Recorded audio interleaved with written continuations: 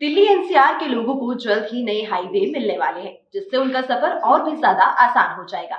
जी हां, सरकार ने साल 2028 तक 3 और नए एक्सप्रेसवे देने के प्लान पर काम शुरू कर दिया है।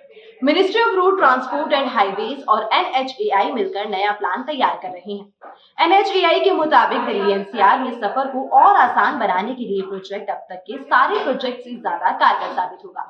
इस प्लान के तहत नेशनल हाईवे को एक्सप्रेसवे से जोड़ा जाएगा। ईस्टर्न वेस्टर्न पेरिफेरल एक्सप्रेसवे की तर्ज पर दिल्ली के बगल बगल ये नया एनसीआर रिंग एक्सप्रेसवे बनाया जाएगा।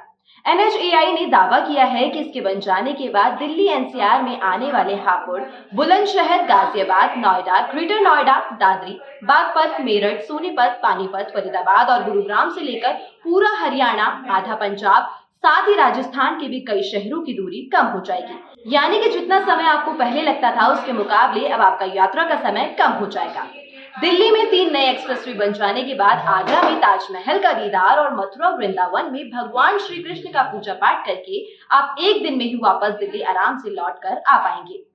एनएचएआई अब राजधानी में दिल्ली एनसीआर रिंग एक्सप्रेसवे बनाने जा रही है। ये expressway eastern western peripheral expressway की तरह ही होगा। इस एक्सप्रेसवे को दिल्ली के सिंधु बॉर्डर से जोड़ने का प्लान है।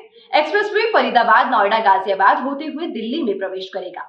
इसी एक्सप्रेसवे को जोड़ने के लिए 60 किलोमीटर लंबा जेवर एयरपोर्ट से NH9 तक एक हाईवे बनाया जाएगा। ये हाईवे दिल्ली एनसीआर को हापुड़ और बुलंदशहर से और भी ज्यादा नजदीक कर देगा।